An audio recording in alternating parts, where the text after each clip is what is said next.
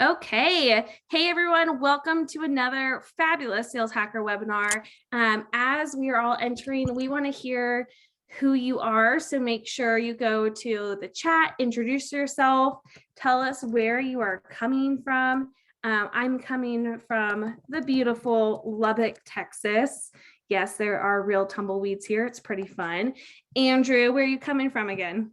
Oh, Austin. Austin, Texas, already in the chat. Beat me to Yeah. it. Hello, Oh, everyone. we've got a San lot of Antonio. Texans in here. Hey, Greg, coming from San Antonio. Traverse City, is MI Minnesota or Michigan? I'm not sure. Well, it's great to see y'all. Dave, where are you coming from again? Vancouver, British Columbia, Canada. Oh yes, Vancouver. Good old Vancouver. What is it getting cold yet up there?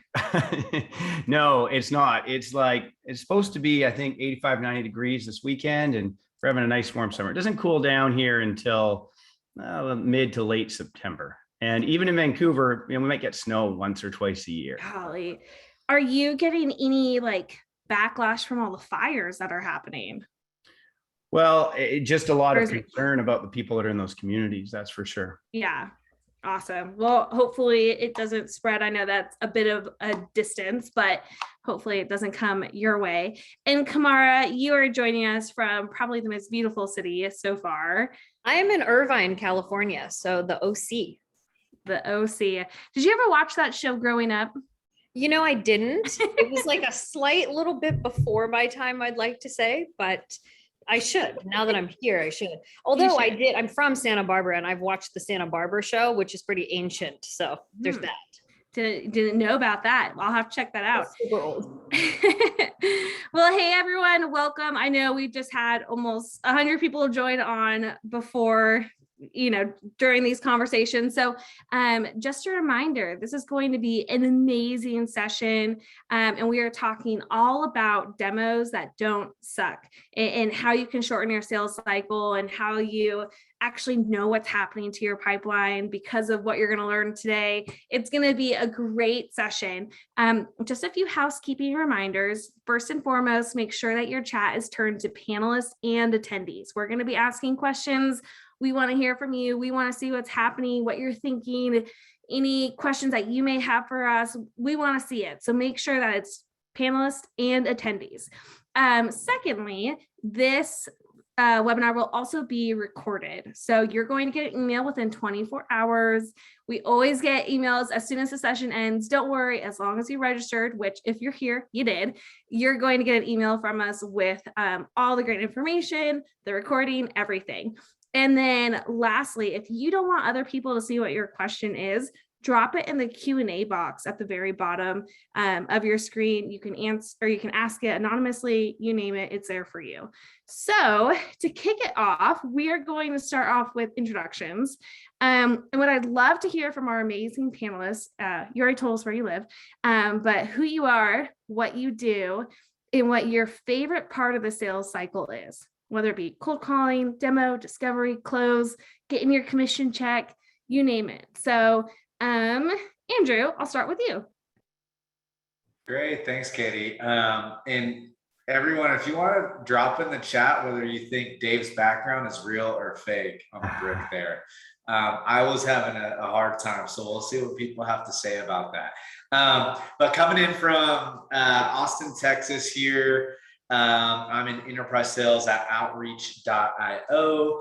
Been with the company for about 5.5 years. My favorite part of the sales cycle, I would say about 99% of people would agree with me here, is when the deal closes, for obvious reasons. But also love the discovery process, right? Because that's whether you figure out or not. You figure out or don't figure out whether it's going to be a good deal or not. So, and we'll get more into that today. And thanks, Katie, for having me kick it off here. I love it. And I love that you started that question because we've got some interesting answers in here. So yeah, keep telling us if you think the background is real or fake. I like the background is real, Dave is fake. Are you pulling a little Tupac? Are you just in our imagination. Just a hologram, just a hologram. Dave, tell us what you do and what your favorite part of the sales cycle is. Yeah, sure. So I'm the founder and CEO of Replays. Super excited about this chat today. Really hoping a bunch of people jump in and ask a bunch of questions and participate on all things demo related and discovery related. Yeah, I've been a sales leader in tech for years, started Replays 2.5 years ago. What we do all day, every day is have professional coaches who actually just do this as a side hustle. They're usually awesome sales reps or sales leaders who are listening to discovery and demo calls. So all we do is coach on those to our Replays best practices. This is my favorite topic. My favorite, yes, I have to agree with Andrew. Obviously, the best part of the sales cycle is the close, but the most interesting is discovery. I enjoy that part a lot. It's not the same as the high you get when you close a deal, but what you learn is fascinating in putting all those pieces together. And I will give a final sort of verdict on this. It is fake. So this has become a bit of a moniker. I used to work in this place called Gastown in Vancouver, very tech startup-y area that's, was founded 150 years ago or something like that. And a lot of brick there. So when I went virtual, I'm like, I need something that feels like the startup world I'm used to. Hence the brick background. I love that. I like the backstory to it as well. It's not just, I found this on Amazon. I thought I should have this. So great story there. Love that. Kamara, what about yourself? Hi, everyone, and thanks for having me. I'm excited about today's chat. This should be really interesting. So feel free, open forum. I'd love to hear everyone's questions and thoughts and opinions as well. Make it really interactive. I am in Orange County, as I mentioned before, and I am a senior account executive at a brand new startup called DemoStack. I focus on enterprise and strategic sales. I've been doing this for many years. And since they all stole my thunder with the close being the best part of the sales cycle, I gotta say, negotiation's pretty fun. That's where I think I get the most creative in terms of how I structure deals, and also just listening to what the requirements and needs are and where people will bend or where we can kind of meet them in the middle. It's really fun and it's an engaging part of the sales cycle. And of course, if you do it well, then it closes. So all good things. I love that. Awesome. Well, it's so important to know because as many of you know, we are all talking about getting to the close today with successful discovery calls, demos, you name it. So before we kick off, we're actually going to start off with our first poll, and it's what best describes you. We want to make sure that this session is geared towards exactly who's here, whether you're SDRs, AEs, managers, directors. I know it's crazy to have an SDR, but some companies have SDRs run discovery and demo calls, so it's fair to ask. So we're just going to give it about 10 more seconds. In this way, we can really give helpful nuggets of information based off of your role. Great to see some enablement folks in here. I'm a huge fan of that. So thank you for showing up. Got some VPs, directors, managers. Here we go. And I will share the poll. So we've got overwhelmingly a huge majority of closers, which is great. So we're excited that y'all are here. Today, we're really going to be talking about how are we customizing our experience? How are we asking the right questions? Do we bother with doing free trials? And in what industries does that work best in? What are some things that we need to be aware of whenever we talk about free trials with our prospects? And then if we're a sales leader or even someone wanting to go into leadership, what are some resources that you can bring back to your teams to really get them feeling comfortable, feeling confident, and knowing what a good demo looks like? So as we talk about demos, one of the polls that we had kind of decided on that would be kind of fun to really dig into is understanding how confident are you in actually delivering a demo? And in your humble opinion, how good are you at actually delivering that? So let's kick off our conversation with this, because we're really going to get into how are you planning to be more confident? Are you confident? There's a lot of 8s in here. Let's get about 10 more seconds in here. I was horrible at doing demos. I was always very uncomfortable whenever I first started. So in my humble opinion, I'm not great at that necessarily. So here we go. Wow. There's a lot of 8 and 9s and how great you are at delivering demos. I think you might have forgotten the humble part here. So okay. Well, this is going to be super helpful as we guide our conversation today. Many of you are very confident and very good at delivering demos. So we'll see as we keep the conversation going today. So really, one of the first things we wanted to talk about is, what does a good demo experience even look like? Andrew, I know you've got a lot of ideas about this. You were probably on a demo this morning. So tell us, what does it even look like? Where do you start whenever you build a good experience?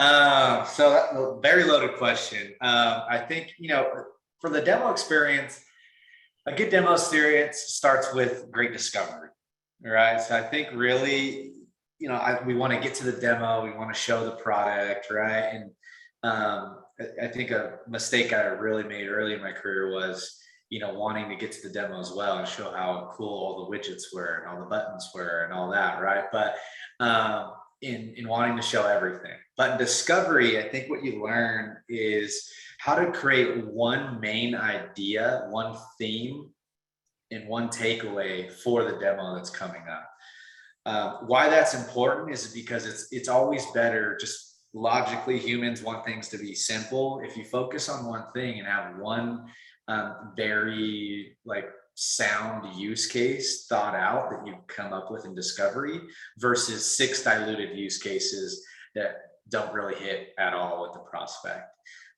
So whenever I think about a demo, to keep it simple is one, I need to do great discovery in order to make sure that demo is set.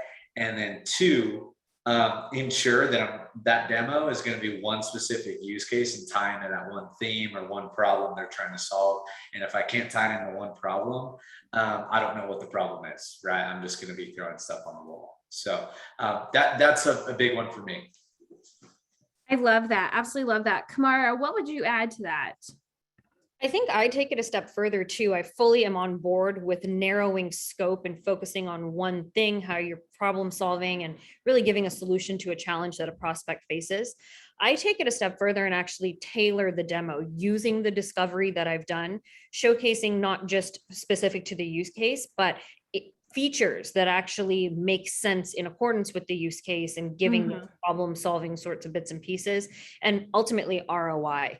So really tailoring the content and what I'm showing within the demo according to the use case is what I do. And it tends to really resonate because then the audience, it makes sense. It's not just a generic overview or tour where they really can't understand how this would even benefit them in the long run.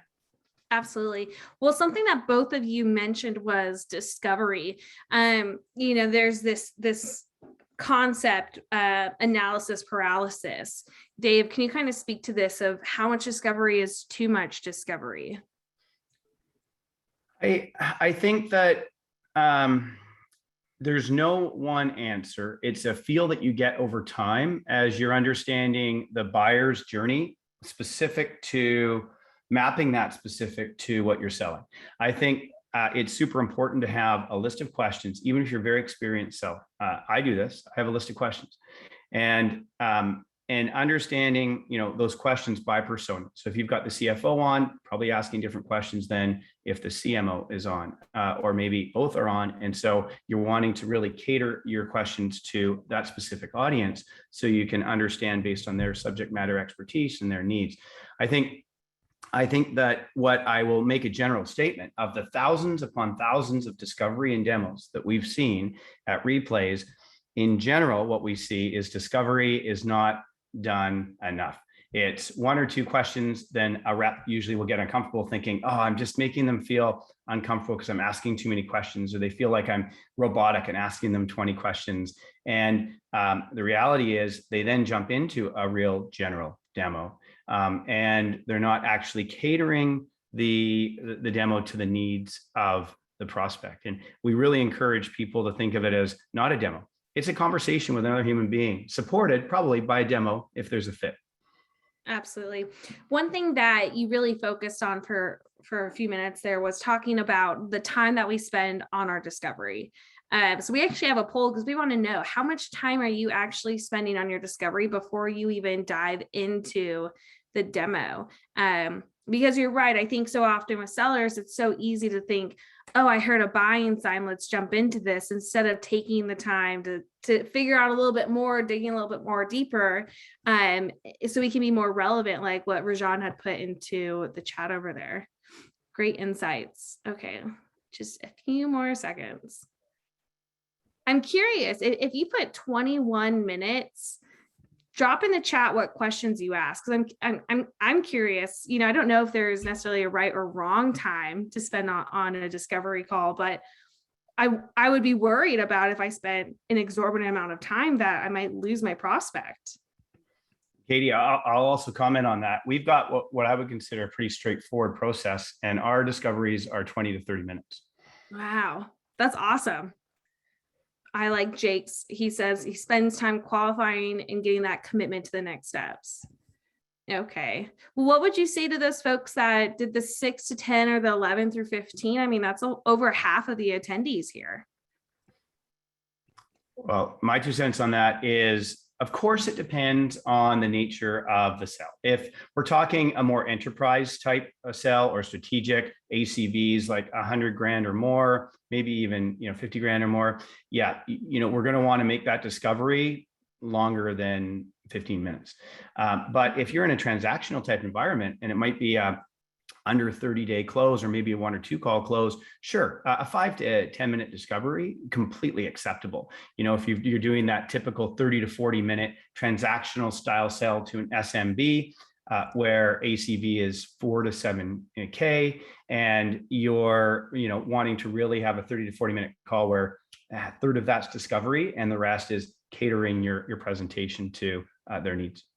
That's awesome. Very, very insightful. And we have a lot of attendees here sharing such great insights in the chat as well. Of, we're making sure that we're really understanding what those needs are, figuring out, not just do our products check these boxes for them, but how will this help them long term? What does this look like? And really creating the goals for those conversations. Yeah, absolutely amazing. And I think you're so spot on with it being really dependent on what type of sale, what type of industry. Andrew, what do you think are some of the best questions to ask in a discovery call? Oh, that depends on the business, right? And one thing I just want to highlight is the best questions to ask are related to where the prospect is at in their journey, right? So if someone has implemented your solution before, knows it front and back, and is like, I know I want this, your discovery questions are going to be a lot different than for someone who's never heard of your product before, right? So in terms of what questions, to ask, this is going to be vanilla advice, but it's always going to be open-ended questions, but it's not the question content, it's questions that align with where they're at. And that's the big one. And going back to that, discovery really never stops, right? Even if you're in a transactional sale versus an enterprise sale, you're constantly doing discovery. Even when you're on a demo, you're still discovering stuff on that demo. And even when you close them, you're still discovering stuff in order to expand on different departments, scale with them as they grow as a company, right? So I think the mindset that I have, reps on my side over at Outreach really get in their brain is that you're always trying to do discovery / find intel, and intelligence is what you use as leverage to get to where you need to go. Directors, VPs, C-suite, right? And the more information you can gather, the more potential leverage you're going to have to go to these people about problems that you can help solve. Those are great. I mean, wow, I feel like we could spend a whole conversation on figuring out how do we position ourselves as reps into learning more, and what does that conversation look like? And I know we are actually going to kind of touch on that a little bit later, of how do we continue asking these questions without it being a horrible interrogation. So we'll cover some of the tactfulness around that. Actually, let's just jump into that now. And Kamara, what do you think? What is some advice for those reps who have that list of questions to ask, because sales enablement gives it to us, and we don't know how to ask it tactfully, or we don't know how to weave it into a conversation? Yeah, I mean, I think it's kind of daunting when you have a list of questions and then you feel the need to go check every single one off and have a full and complete answer. But at the end of the day, you're selling to another human, and it's that human connection that gets you the trust. And in my experience selling enterprise and strategic, even if it's a long sales cycle with a high dollar amount, I treat the prospect the same as I would as if it was a really small transaction. And it's creating that connection in order for them to trust me to then take those next steps and answer the more detailed questions regarding how they want to buy software or why. So it's not necessarily just technical discovery or use case discovery, problem discovery, and what you do in a sales cycle. It's also learning more about the individual and perhaps how your software, whatever product you're selling, will benefit them in their role today as well. So that's a big thing that I try to hone in on is, okay, where are you in the sales cycle? What are you looking to buy for? And asking those open-ended questions. But also, if you solve this problem, what impact would it have for you in your role today?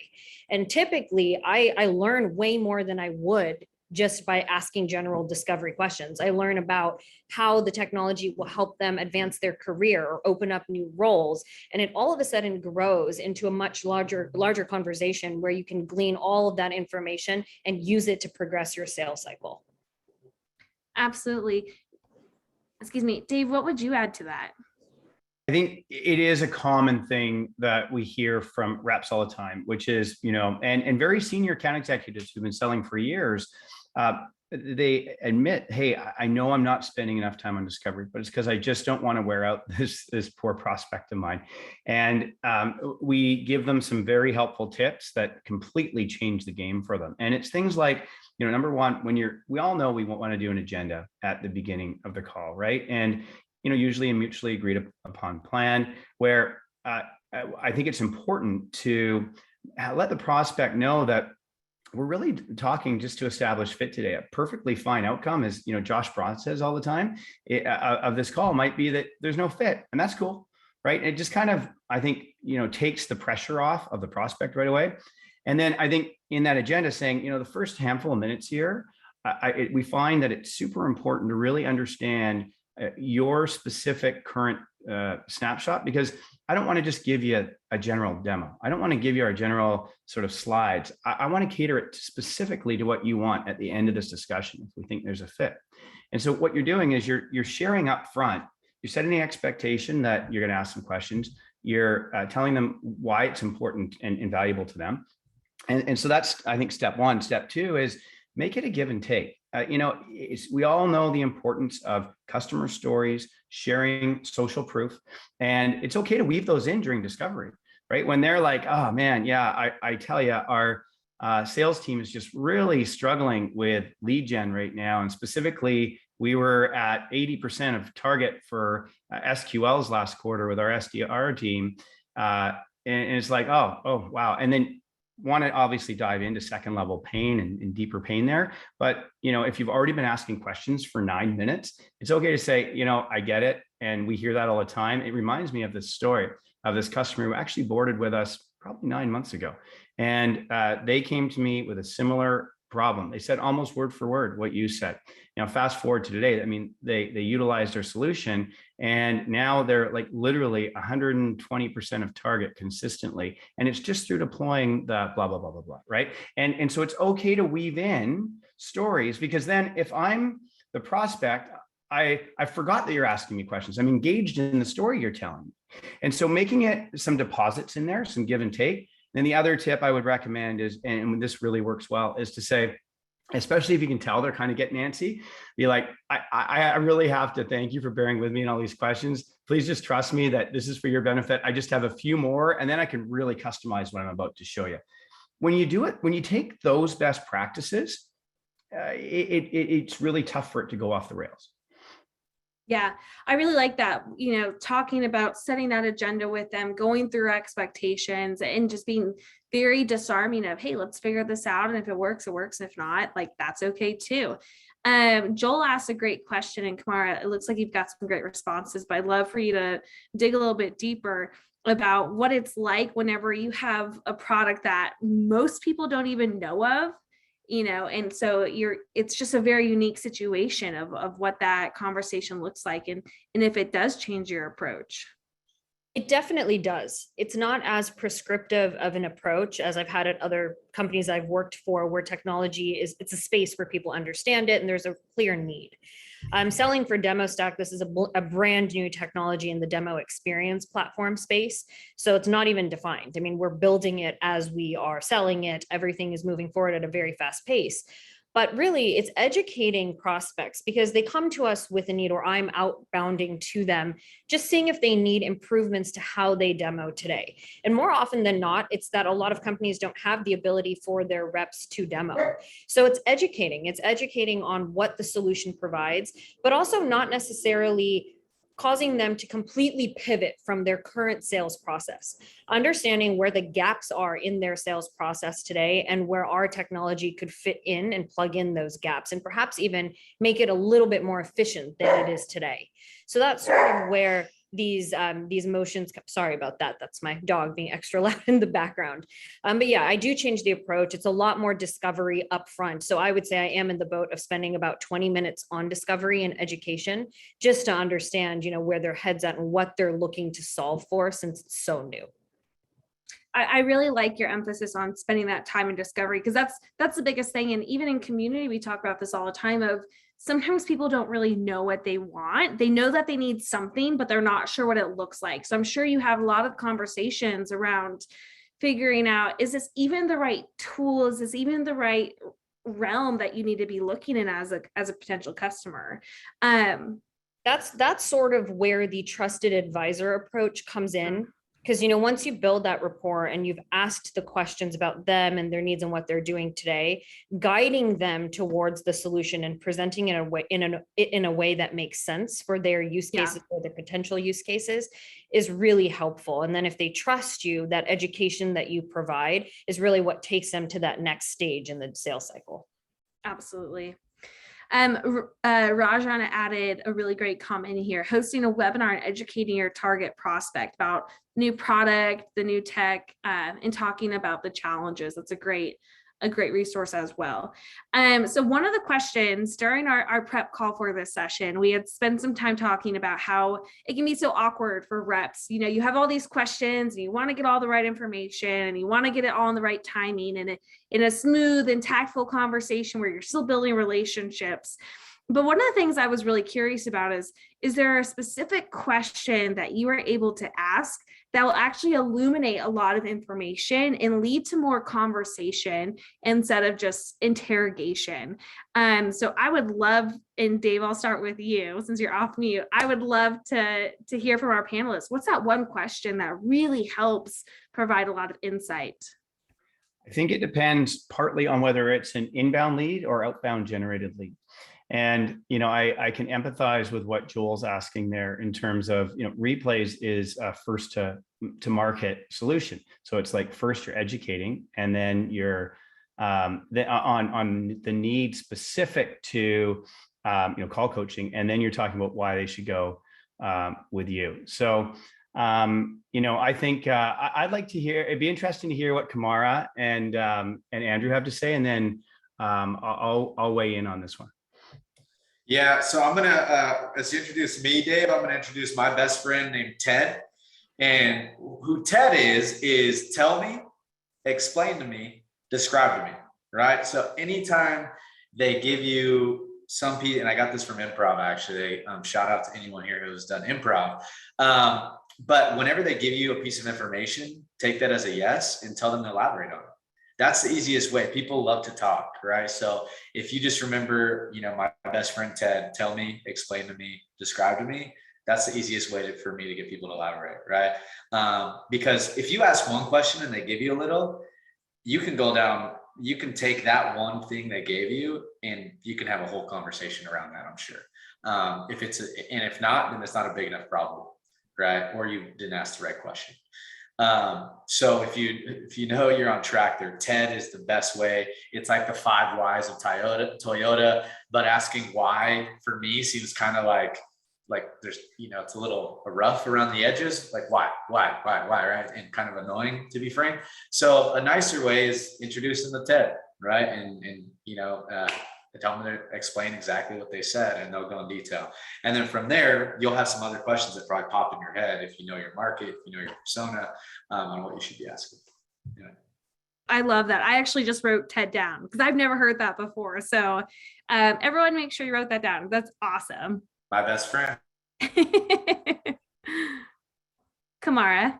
Yeah, I think it's pretty much to both Andrew and Dave's point, it depends on whether you went inbound, whether you went outbound, who you're speaking to. But the open-ended questions, I mean, this is tried and true. This is something that I've learned from my very first sales job, even outside of tech sales, that asking open-ended questions is the best way.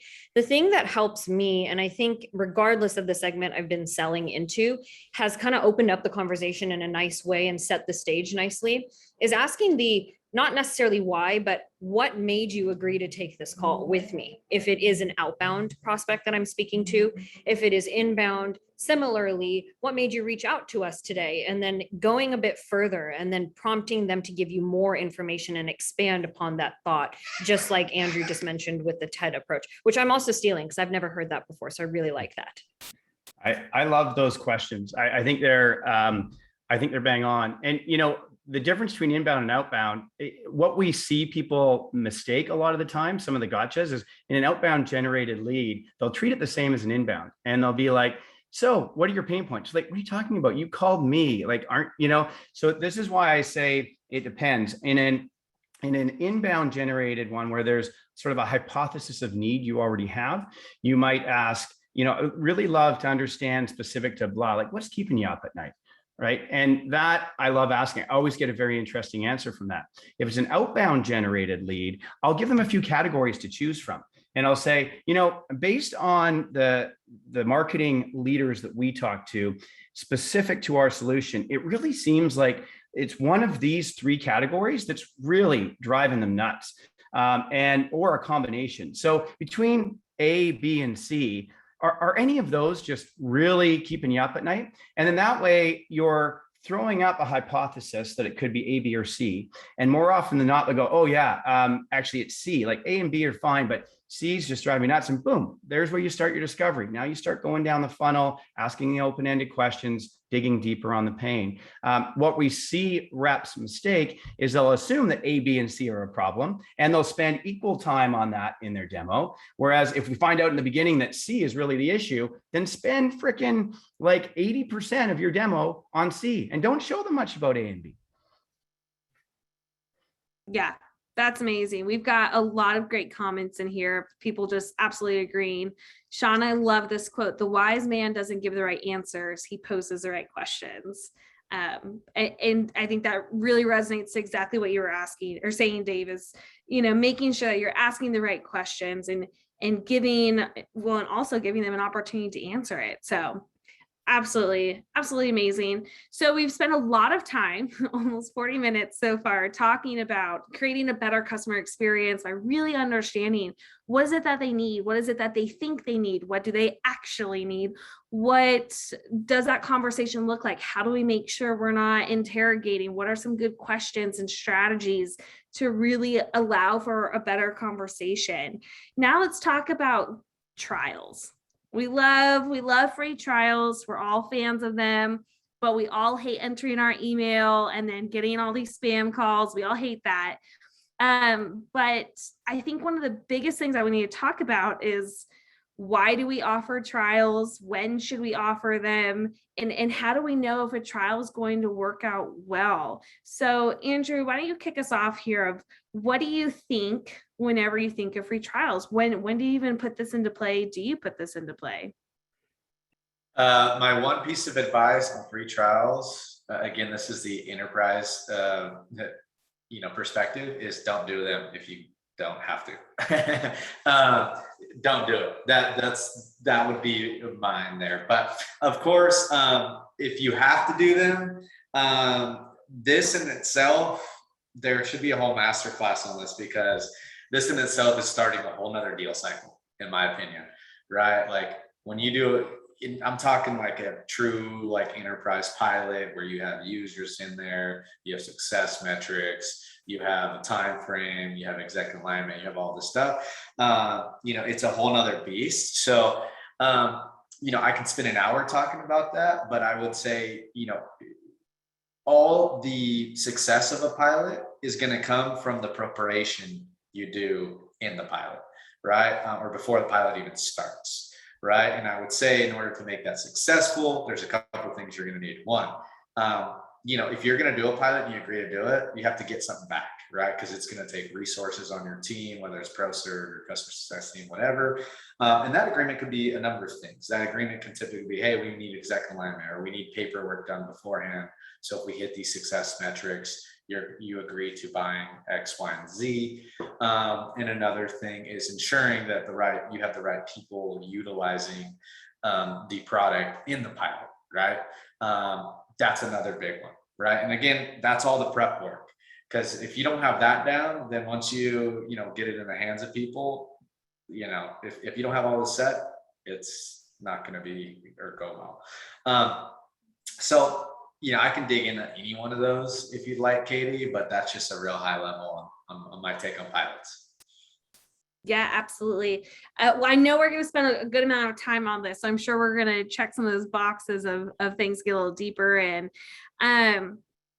Dave, what do you think about these? And when do you see reps oftentimes going to the free trial as that safety vest?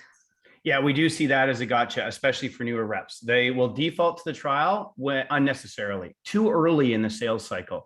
Often, I think they could have actually closed the deal on that call or next call, talking about on a transactional style sale, right?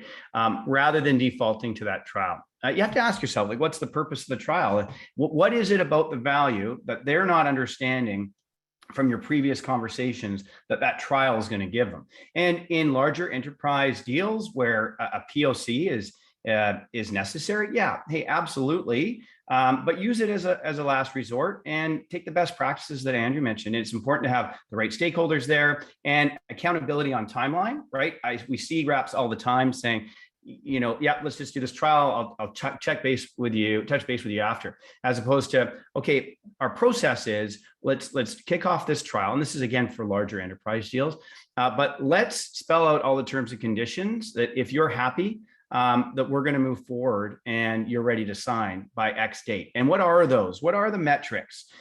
Because often we find that trials fall on their face because there isn't the level of engagement on the customer side to actually rally the right people to utilize the trial. There's a lot of gotchas in there.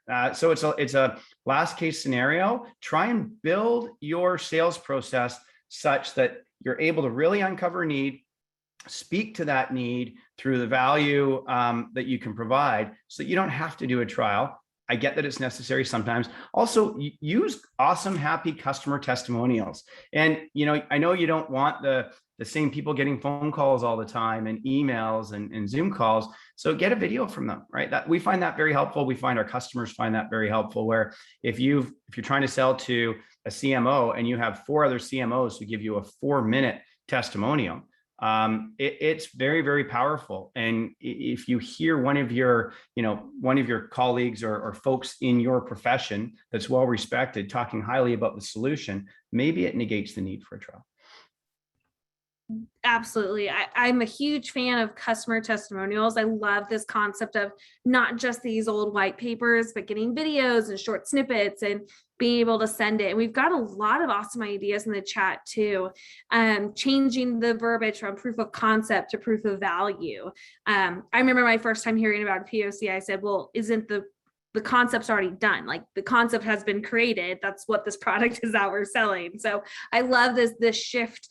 And then also, getting into the procurement system and calling it more of a paid enterprise pilot. And it's showing, like what you said, Dave, that it shows that the customer has some skin in the game. It's not just, oh, well, we get to try it for free. And, because oftentimes they don't realize how much work I know in cybersecurity, you get this software and then you get all these seats installed and you have this whole process just for them to say, man, never mind, it didn't work the way we thought we wanted it to. So I love this idea of a paid enterprise pilot.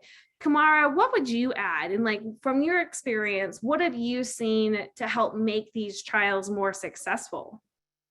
I think along the lines of what Dave was saying, if you really, really must put someone in a trial, which I typically stray away from, I don't do free trials at all. We do try to limit proof of concepts as well, or proof of value. I kind of like that term. But if you do really have to do that, it's typically because the prospect wants to get their hands on the tool to understand how it feels to work with it. And that's if you're speaking to someone that will be an end user of your product. So even with that, I would definitely do a requirements list and have an agreed upon plan of the items that must be met on that requirements list with the product and with their experience in the trial. But to take that a step further, I would also limit it by amount of time.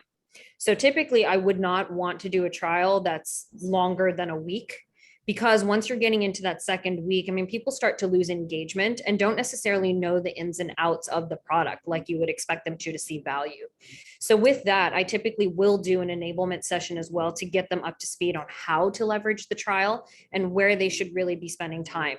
And to some of the points in the chat as well, getting metrics around usage, where they're spending time, and kind of surfacing that to your prospect as a value add in any of your touches, whether that is in an email or in a call, that definitely helps as well, because you're showing that you know that they're engaged or not, and are helping them see more value from what they're engaging with or the areas they should be engaging with for their respective use cases.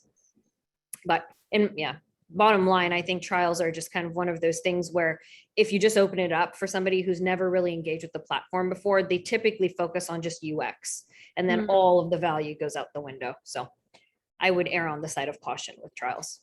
You know, there's one thing that all three of you mentioned. It's really this talking about what does success look like and the setting the expectations. Some may even call it a mutual action plan. So let's dig into this a little bit. Andrew, I know this is one of your cup of teas. Like, how do you have that conversation? What's a good talk track for setting that expectation of, hey, we're going to keep to this, and this is what's going to happen if we choose not to keep to this? What does that look like?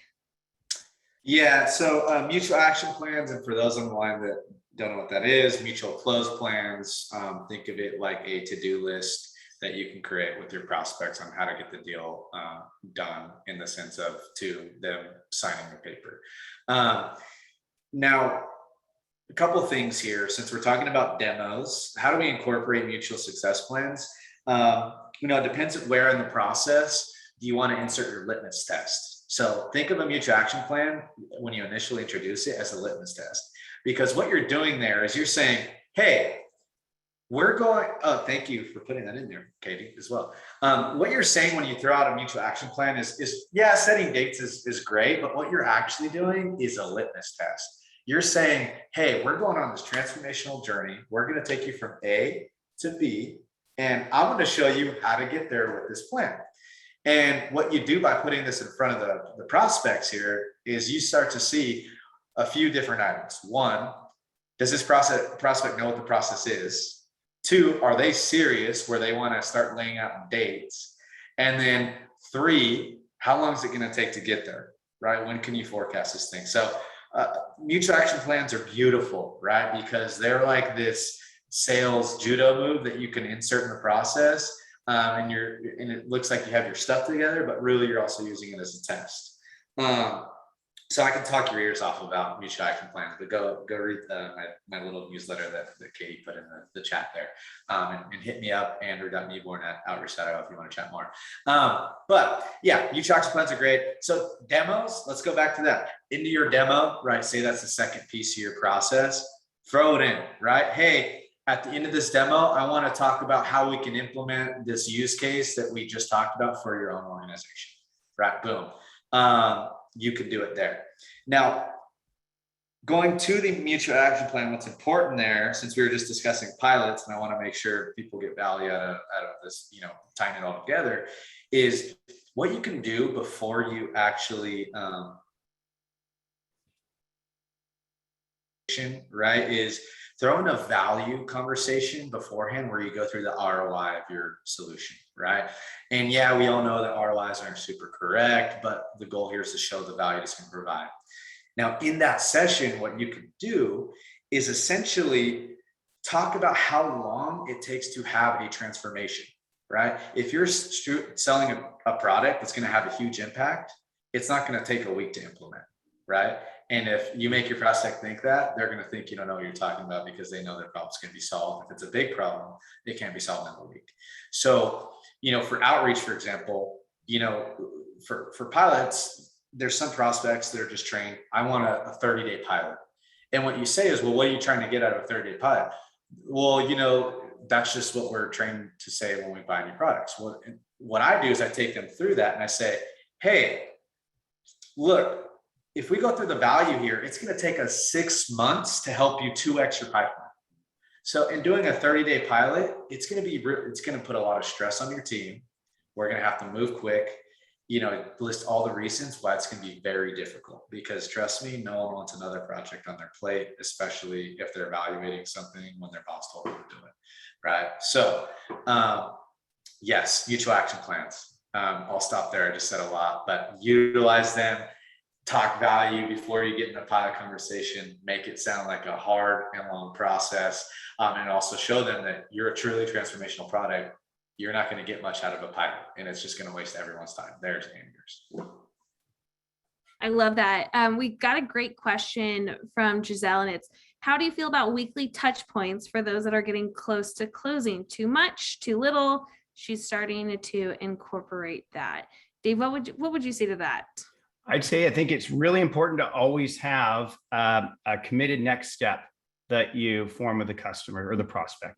And that, it depends. There's no one right answer. It depends on the complexity of the deal and the length of the sales cycle. Often a more enterprisey type sales cycle, as everyone knows here, is more of like your project coordinator. So yes, absolutely, that can be helpful.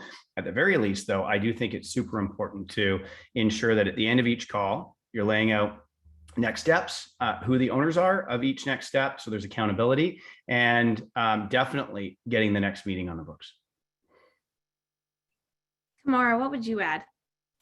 I think the mutual action plan is an absolute must. I've always sold with one, but I've added to the mutual action plan, and it's not just what gets you to closing the deal. It actually incorporates some more. What's happening post sale, start of implementation, maybe that first milestone of go live date, which is their target. Of course, moving dates after you close the deal dependent upon implementation, but it's a good way to get a holistic view of the entire deal and then also the customer journey as they become a customer. And it gets them to also, the prospect, to see that you're forward thinking and thinking about partnership long term and how you could be incorporating quarterly business reviews or those things that happen in post sales. So it's like you're almost treating them like a customer, even though they're still in the sales cycle. So it definitely works, and prospects tend to love it, and they always will give you dates, even if they aren't really realistic for the deal that you're trying to run. Maybe they have a really, really heavy goal and they want something done in a week from now. To Andrew's point, you can't promise that, right? Because you need to do discovery, understand their use case and implementation. But the mutual action plan lays it out nicely for you to get some of these dates. I really like that. I'm a big fan of dates. So love going on them with my husband, love having them in my calendar. But seriously though, I think it's so important, and it really sets that expectation and making sure you follow up with that. I think that's, you would think it's a lot simpler, right? You would think everyone knows, like, hey, if we have this date, this is what it means. But for so often reps get caught up and they add all these things, but they don't take notes. They don't, have a great way to stay organized, and they forget these dates, and it happens. Real quick, because we still have a whole nother section to get to and only like 9 minutes left. How likely, if you offer a free trial, how likely is it that you think you're going to get the contract signed? Kamara, what do you think? Do you think if you offer the free trial, you'll more likely get the contract signed?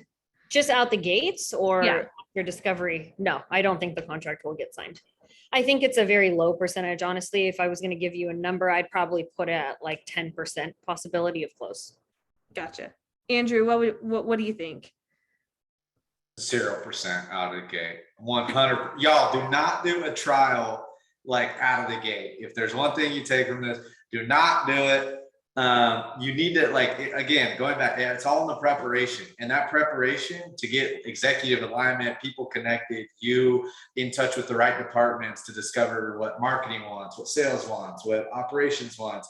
Like, half of this game is politics, right? Like, you're running a political campaign.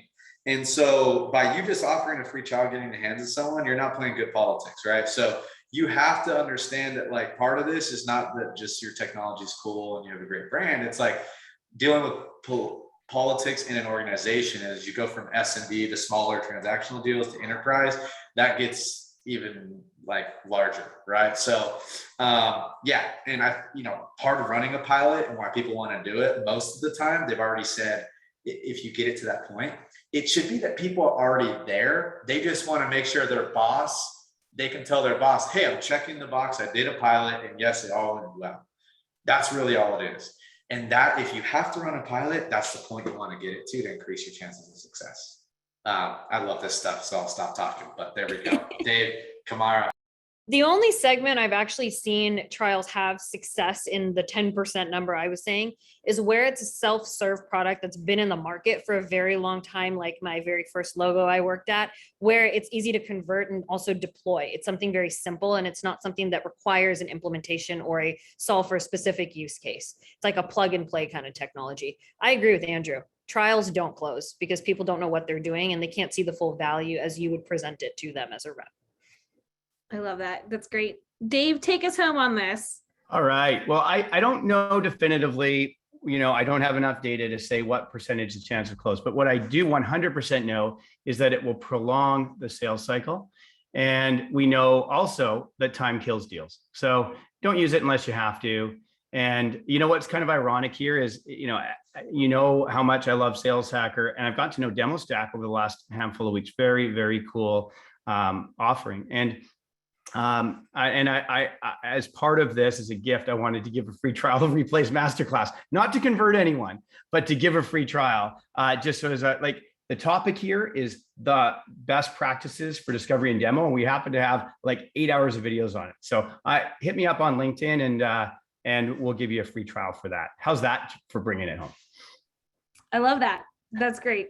Yeah, I mean, it sounds like, we've really gone through the conversation of getting into the discovery call, getting into the heart of what people need, then figuring out how do we continue that conversation where it's easy and it's a low stress environment for our prospects. And then, like Kamara said, how do we transition that to becoming a trusted advisor and being there and being willing to disqualify and having those hard conversations of, hey, we can give you a free trial, but you're not going to be able to see the true benefit of what you could if you by just 1 week of having this. It doesn't work that way. And we also talked about using customer stories and videos as resources in lieu of those trials to really show like people do find value of it. This isn't just something our marketing tells us to say. And then going into creating that mutual action plan. If you're going to do a trial, setting timeframes, setting expectations, having that conversation and how to have that conversation. As we look at wrapping up our conversation today, I would love to hear from every single one of you how you are enabling your teams, how your managers are enabling you, and what that looks like to be better at demos. Kamara, what is 1 or 2 things that your team is doing that's really helped you guys get a lot better at your demo process in the conversation in general? Yeah. We are enabling our employees at the get-go. During onboarding, when they're coming into Demo Stack, it is showing them the tool, teaching them the tool, getting them to start to use it.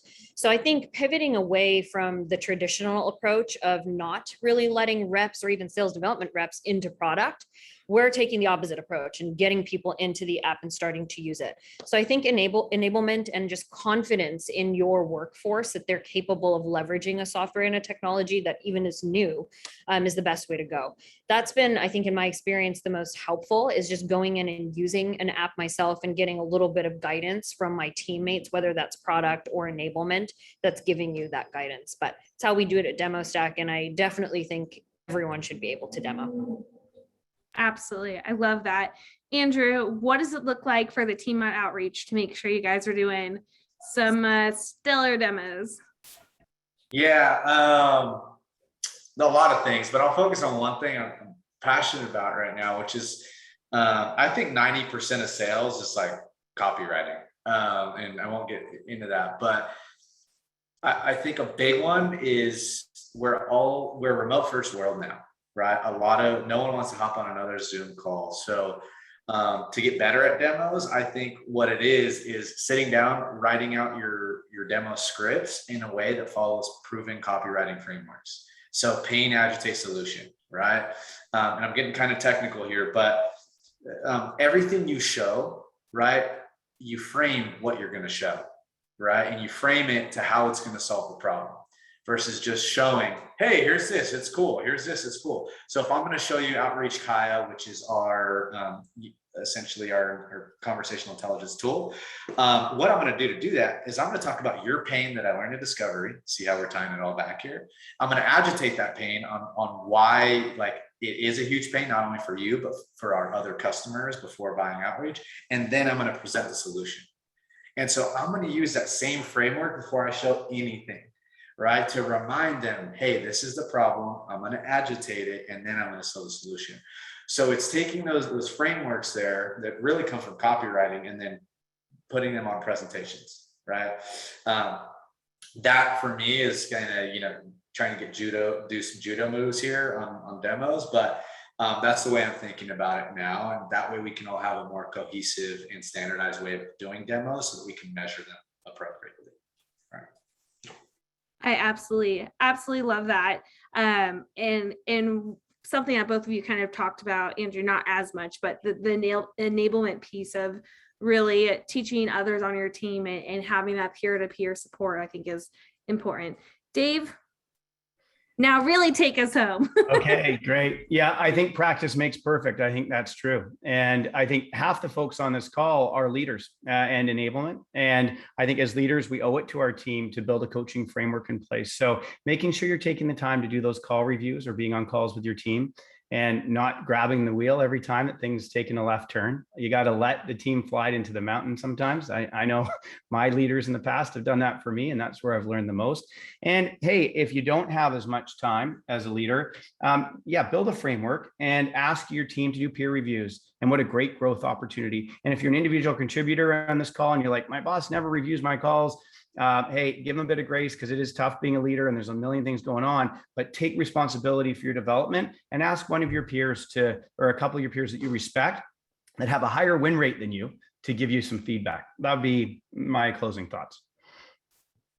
Absolutely. One thing I just added in the comments, don't be afraid to coach up, always look for opportunities to step up and grow, not just as an individual, but help your team grow as well. This was an absolutely amazing session. We could probably break this into 3 different sessions and actually really workshop some great demo and discovery calls. I know, Dave, that's your forte. But we are officially at time, and I just want to say thank you so much to these amazing panelists. I dropped all their links into the chat as well. Make sure you connect with all of them. Thank you, DemoStack, for sponsoring this awesome session.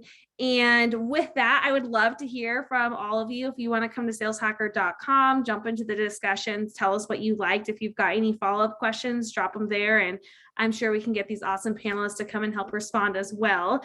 But for now, that is all we have. So thank you so much, panelists.